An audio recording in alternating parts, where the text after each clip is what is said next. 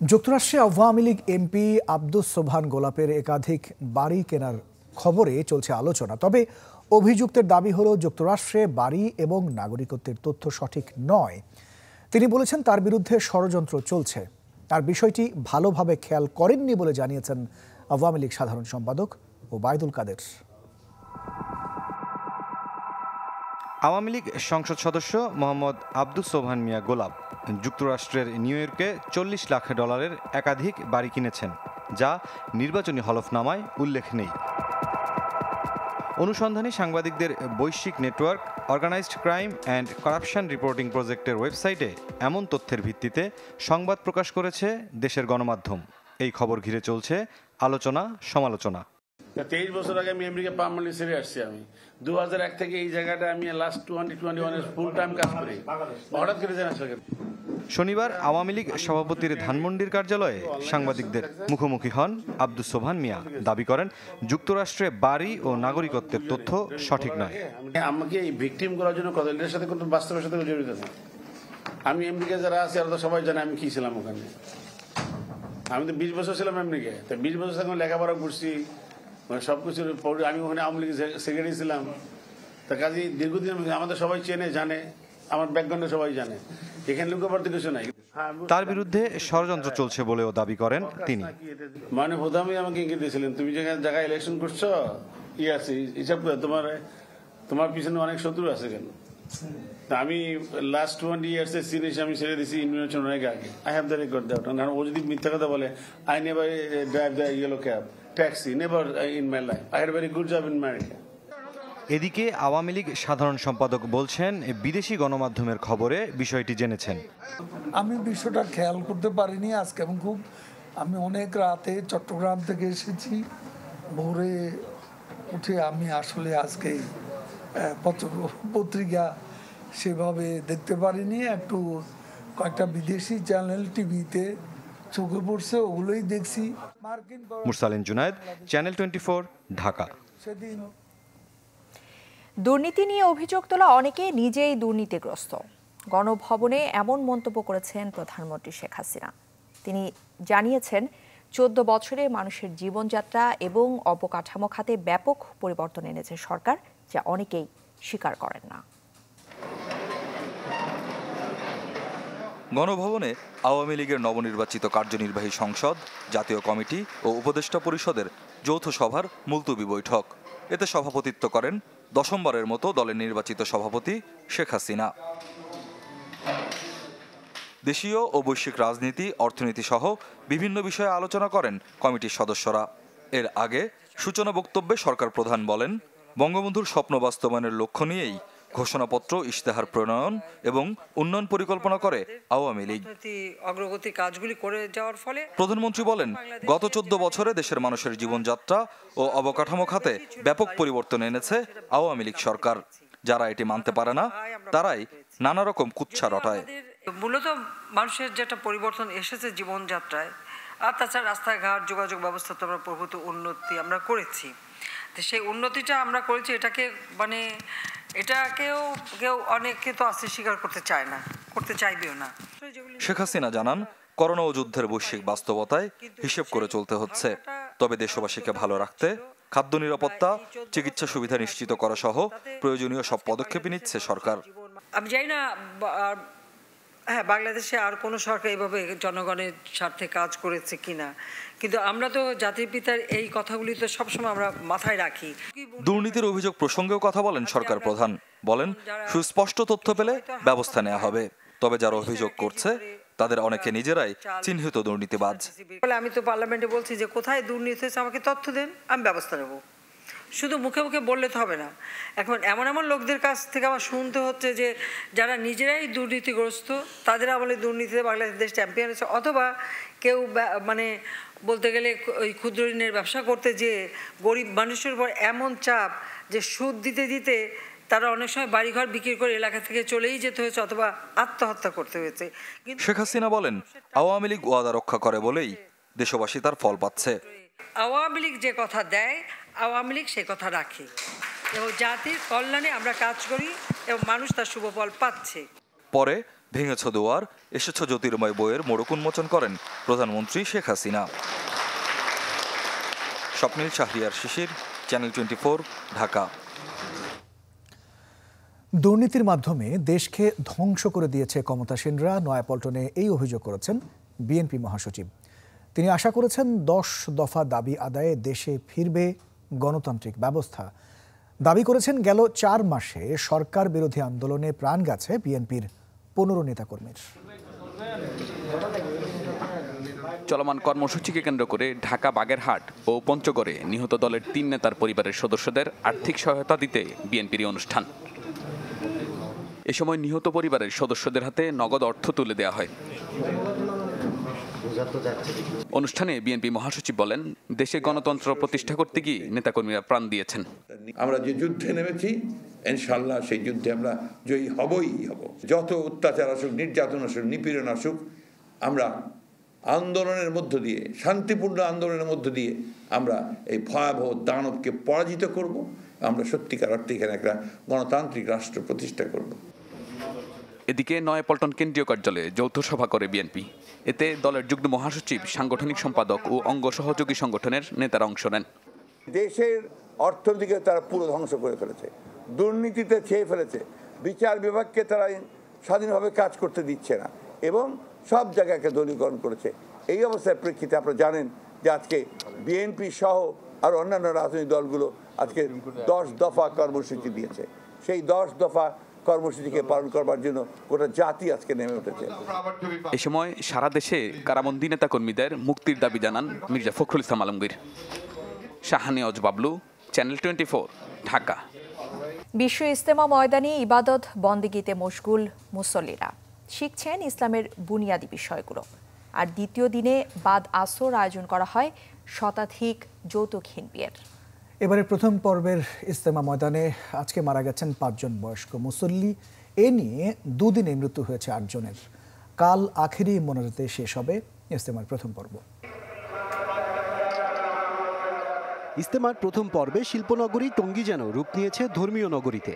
বয়ান, তালিম, কোরআন তেলাওয়াত, জিকির, আজগার ও ইবাদত বন্দেগীতে মশগুল মুসল্লিরা। ঘন কুয়াশা বা শীত কোনো কিছুই বাধা হতে পারেনি আল্লাহর নৈকট্য লাভের ইচ্ছের কাছে। লাখো মানুষের পদভারে মুখর তুরাগের 160 একর ইজতেমা ময়দান সহ আশপাশের এলাকা। আল্লাহর কাজের জন্য আসছে, আল্লাহরে পাওয়ার জন্য, আখিরাত পাওয়ার জন্য। আল্লাহর পথে আসতে তো কষ্ট হবেই, তারপরও শেষ মোনাজাত পর্যন্ত ইনশাল্লাহ মাঠে থাকবো। পয়গম্বররা, নবীরা কি বলেছেন, কি আমাদেরকে ইয়ে দিয়েছেন, এগুলো আমরা শুনেছি। সব কষ্টকে উপেক্ষা করলেও ফজরের নামাজের সময় অজুর পানির সংকটের কথা জানান মুসল্লিরা। গতকাল ইশারের সময় এবং আজকে ফজরের সময় পানি ছিল না, প্রায় অজু করতে টয়লেটে পানি পেতে অনেক সমস্যা হয়েছে। যেরকম আয়োজন আছে আলহামদুলিল্লাহ, আশা করা যায় এর উপরে ভিত্তি করে সামনে আরো ভালো হবে। রোববার আখিরি মোনাজাতকে কেন্দ্র করে কামারপাড়া থেকে আব্দুল্লাপুর এবং আব্দুল্লাপুর থেকে ভোগড়া বাইপাস সড়কে যান চলাচল বন্ধ থাকবে। এখন যে কোনো বারের তুলনায় আমরা এবার ইজতেমায় অনেক ডেপ্লয়মেন্ট রেখেছি, অনেকভাবে আমরা অনেক মেকানিজম দাঁড় করেছি, যার কারণে কোনো রকম কোনো অঘটন এখনও ঘটে নাই। আমরা আশা করছি আগামী দিনে আখেরি মোনাজাত হবে। এই লক্ষ্যে আমরা ট্রাফিক ব্যবস্থাকে একটু ঢেলে সাজাবো। তবলিগের রেওয়াজ অনুযায়ী ইজতেমার দ্বিতীয় দিন বাদ আসর বয়ান মঞ্চের পাশে আয়োজন করা হয় যৌতুকবিহীন বিয়ের। বর ও কনের সম্মতিতে 2 পক্ষের লোকজনের উপস্থিতিতে পড়ানো হয় বিয়ে। আশরাফুল আলম আকাশ, চ্যানেল 24, টঙ্গী। এদিকে টঙ্গীর তুরাগ তীরে ইজতেমার দ্বিতীয় দিন ঘিরে ভিড় বেড়েছে মেট্রো রেলে। কম সময়ে ইজতেমা ময়দানে যেতে রাজধানীর আগারগাঁও স্টেশন থেকে দিয়াবাড়ি ভ্রমণ করেন অনেকেই।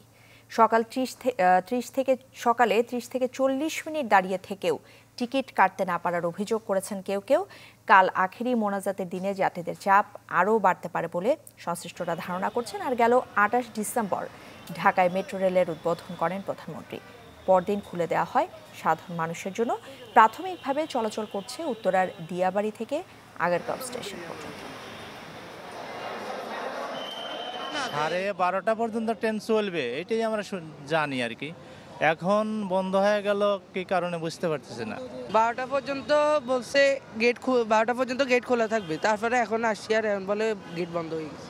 অনেক ভালো লেগেছে, আজ আমরা মেট্রো রেলে ঘুরতে আসছি, আজ আমি অনেক খুশি। আজকে বেশি, দৈনন্দিনের তুলনায় আজকে বেশি, কিন্তু কালকের তুলনায় আজকে কম।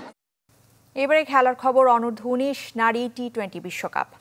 নারী ক্রিকেটের ইতিহাস গড়ার দিনে বাংলাদেশের মাইলফলক। শক্তিশালী অস্ট্রেলিয়াকে 7 উইকেটে হারিয়ে শুভ সূচনা করেছে লাল সবুজের মেয়েরা। টস জিতে ব্যাট করতে নেমে 5 উইকেটে 130 রান তোলে অস্ট্রেলিয়া।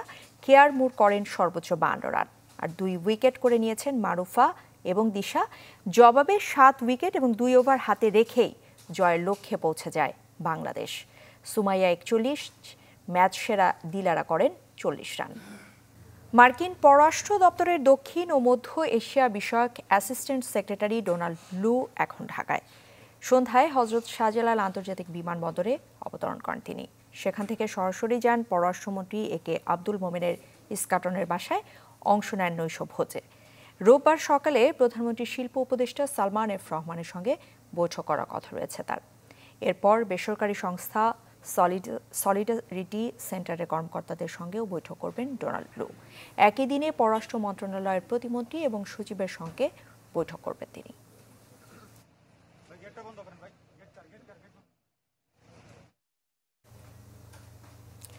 শেষ বয়সে অন্ধের ষষ্ঠী ছিল যেই ছেলে পুলিশের মামলায় কারাগারে বন্দী এখন। তাতে নিয়মিত ডায়ালাইসিস সহ সামনের দিনগুলো নিয়ে চরম অনিশ্চয়তায় কিডনি রোগে আক্রান্ত নাসরিন আক্তার। জীবনে নেমে আসা অমানিসার অন্ধকারের মতো সংকট থেকে উত্তরণে একমাত্র অবলম্বন ছেলে মুনতাকিমের দ্রুত মুক্তির আকুতি তার। 55 বছর বয়সী বৃদ্ধা নাসরিন আক্তার কারাগারে থাকা ছেলের কথা জিজ্ঞেস করতেই কান্নায় ভেঙে পড়েন দীর্ঘদিন ধরে কিডনি রোগে আক্রান্ত বিধবা এই নারী। অশ্রুসিক্ত নাসরিনের চেহারায় এখন যেন শুধু চিন্তার ভাঁজ। ভিটেমাটি বিক্রি করে 7 বছর ধরে চালিয়ে গেছেন ডায়ালাইসিসের খরচ। পরিবারের হাল ধরার জন্য আছেন একমাত্র ছেলে সৈয়দ মোহাম্মদ মুনতাকিম।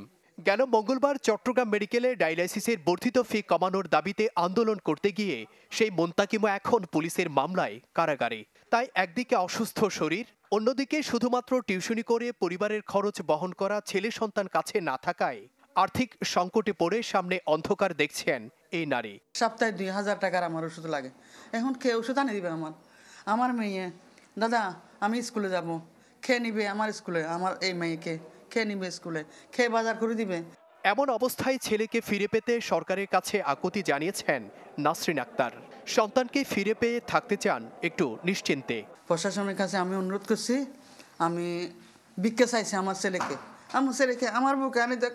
আমি চাই যে এটা আর কিচ্ছু না, আমার ছেলে না থাকা আমি পাগল হয়ে গেছি, আমি থাকতে পারবো না।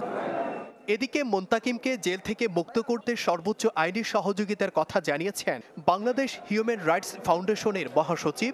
মুনতাকিমের মায়ের চিকিৎসায় এগিয়ে আসার আশ্বাস দিয়েছে আলহাজ শামসুল হক ফাউন্ডেশন নামে একটি সংগঠন। ইনশাল্লাহ আমরা তার জামিনের আবেদন করব রোববার, আগামীকাল তাকে জামিনে মুক্ত করব। মুক্ত হওয়ার পর এই মামলাটা চূড়ান্ত ভাবে আমরা এটা তাকে আইনি সহায়তা দেব, বিনামূল্যে লিগ্যাল এইড দেব। মোস্তাকিম যতদিন পর্যন্ত জামিন হবে না, এর আগ পর্যন্ত মোস্তাকিমের মায়ের ডায়ালাইসিস সহ যাবতীয় চিকিৎসা ইনশাআল্লাহ আলহাজ শামসুল হক ফাউন্ডেশনের পক্ষ থেকে দেওয়া হবে। 2017 সাল থেকে 10 বছরের জন্য চট্টগ্রাম মেডিকেলে ভর্তুকি মূল্যে ডায়ালাইসিস সেবা চালু করে সরকার। গত বছর পর্যন্ত 510 টাকায় ডায়ালাইসিস করতে পারলেও নতুন করে 5% দাম বাড়ানোর পাশাপাশি ভর্তুকি প্রায় অর্ধেক কমিয়ে দেয়, খরচ বেড়েছে দ্বিগুণ। এমন অবস্থায় কয়েকদিন ধরে আন্দোলন করেন রোগী এবং তাদের স্বজনরা, যদিও সবশেষ পূর্বেই মূল্যে সেবা দিচ্ছে কর্তৃপক্ষ। জুবাইর মঞ্জুর, চ্যানেল 24, চট্টগ্রাম। এবার ভিন্ন রকম গল্প জানাবো আপনাদের। বাহনের ভিড় ভাট্টায় জীবন যখন অতিষ্ঠ, ঠিক তখন সেই বাহনই জীবনের রসদ নিয়ে ছুটছে পথ থেকে পথে। বলছি যানবাহনের ঠিক পেছনে লেখা নীতিবাক্য কিংবা বাণীর কথা, যা আত্মস্থ করতে পারলে হয়তো বা সবকিছুই হতো সুন্দরের বিজ্ঞাপন। আরও জানাচ্ছেন নীল মাহবুব, ক্যামেরায় মোমিনুল হক আফান। যানজটের এই শহরে জানি যখন জট পাকাচ্ছে, তখন সেই বাহনই আবার মুক্তির স্লোগানের শহর দাপিয়ে বেড়াচ্ছে। এ যেন এক চলমান বিজ্ঞাপন, আত্মস্থ করাটাই কেবল বাকি। অনেকের মতে দুর্নীতির এই শহরে চলমান এমন নীতিবাক্যে চাইলেই আনা যায় সচেতনতা।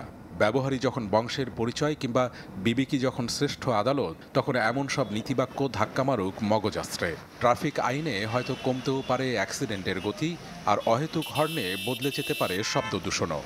যেমন আপনার সন্তানকে স্কুলে পাঠান, স্কুলে অবশ্যই পাঠাতে হবে, যেহেতু আমি যতটুকু লেখাপড়া করি না, আমি চাই আমার সন্তান আরও উচ্চ পর্যায়ে লেখাপড়া করুক। হরেন বাজানো নিষেধ বা দূরত্ব বজায় রাখুন 100 গজ, এই লেখাটি ভালোই, তো আমরা সবাই মানি না এই জিনিসটা, কিন্তু এটা আমাদের মানার উচিত।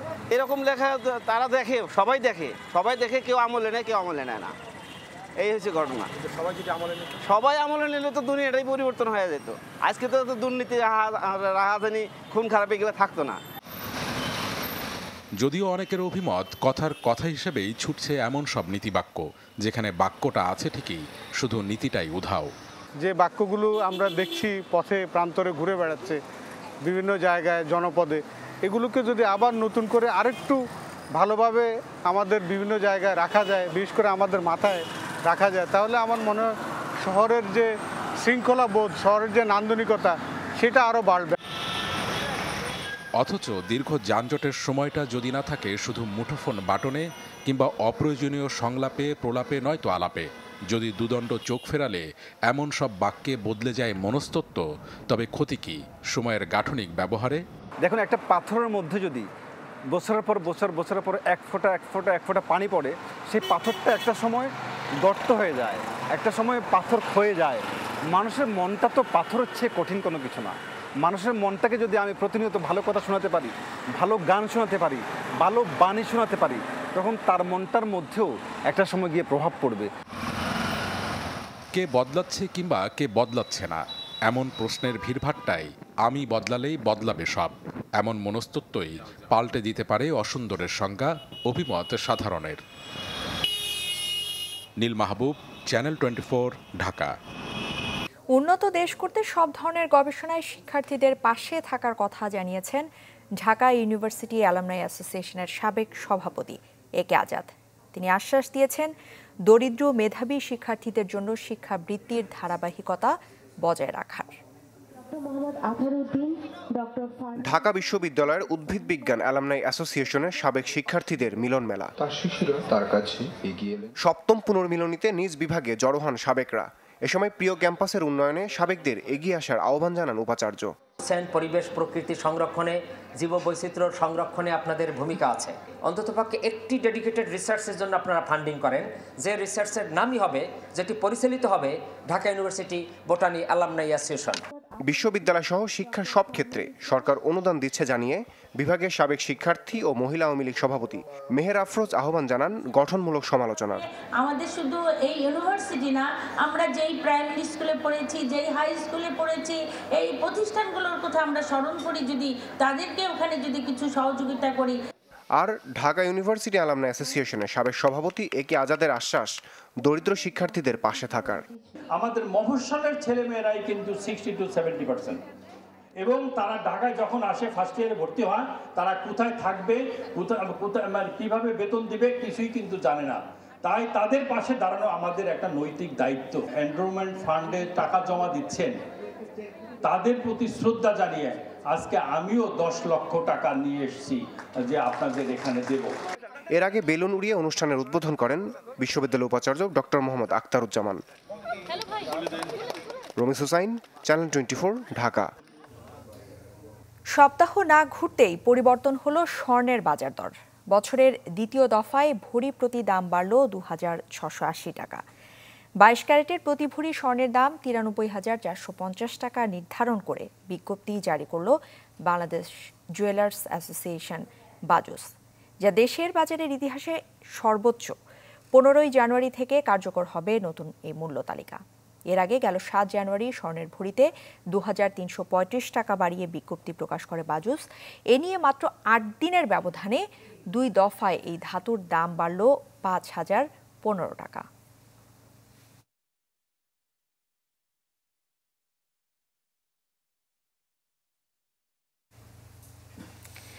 সংবাদ শেষ করব সাকরাইন উৎসবের খবর দিয়ে। ঐতিহ্যবাহী সাকরাইন উৎসব উদযাপন করল পুরান ঢাকাবাসী। বর্ণিল আলোকছটা, রং বেরঙের ঘুড়ি ওড়ানো আর নাচে গানে মেতে ওঠেন সব বয়সী মানুষ। নাটাই সুতোর ঘুড়ি কাটাকাটির খেলায় দখল পুরো আকাশ, হবেই না বা কেন, উৎসবটা যে সাকরাইন। এখানে পুরান ঢাকার ঐতিহ্য উৎসবে মিলেমিশে একাকার। বছর জুড়ে অপেক্ষা শেষে ভবনের ছাদে চলে আয়োজন, আর পৌষের শেষে দিনভর ব্যস্ততা ঘুড়ি ওড়াতে। আমি সবসময় চাইছি যে আমার ছেলে এটাকে ফিল করুক। ও হয়তো কিছু বুঝে না, কীভাবে ঘুড়ি হয়তো জানেও না, কিন্তু আমি আমার সাথে সাথে সবসময় রাখি। মজা তো অনেক, সকাল 7টা বাজে উঠা মানে ঘুড়ি উড়ানো, সুতা লাগানো, অনেক মজা লাগে। মানে আমাদের চেষ্টাটা হচ্ছে সংস্কৃতিকে ধরে রাখার। সকাল থেকে ঘুড়ি উড়াউড়ি হলো, আমার অনেক ভালো লাগছে। সন্ধ্যা নামার আগেই শুরু ভিন্নতার তোড়জোড়। নাটাই সুতোর খেলাটা আরও রং ছড়ায় সূর্যের বিদায়ে। আলোকসজ্জার রঙিন ছটা ছড়িয়ে পড়ে দিক বিদিক। এখন একটা উৎসবে পরিণত হয়েছে, তো সবাই একসাথে মিলিত হয়ে ভালো লাগে। আমরা তো আর সবসময় পারি না, এই একটা দিনই আমাদের সবাইকে নিয়ে আমরা আনন্দ করি এই মকর সংক্রান্তির দিনে। আমরা চেষ্টা করি যে প্রত্যেক বছর অ্যাটলিস্ট এই দিনটাতে যেন পরিবারের সাথে কাটাতে পারি। ঘুড়ির বদলে রাতের আকাশ দখল নেয় আতশবাজি। তরুণদের মুখে মুখে দুঃসাহসিক আগুনের ঝলকানি সাকরাইনে আনে ভিন্ন মাত্রা। যদিও চলতি বছর নিষেধাজ্ঞা ছিল আতশবাজি ও ফানুস ওড়ানোতে।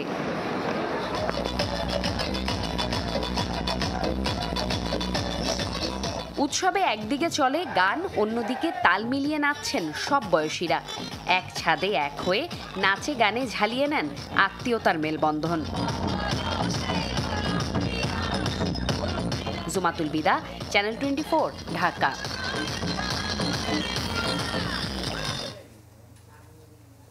এই ছিল চ্যানেল 24-এর রাত 10টার খবরে। বিশ্বের যে কোনো প্রান্ত থেকে সবশেষ খবর জানতে ভিজিট করুন আমাদের ফেসবুক পেজ, ইউটিউব চ্যানেল এবং ওয়েবসাইট। আর শীতের এই সময়ে রোগ জীবাণু ধুলাবালি বেড়ে যায়, তাই জীবাণু এবং দূষণ থেকে বাঁচতে অবশ্যই মাস্ক ব্যবহার করবেন। এতক্ষণ সাথে থাকার জন্য ধন্যবাদ সবাইকে। অনেক ধন্যবাদ।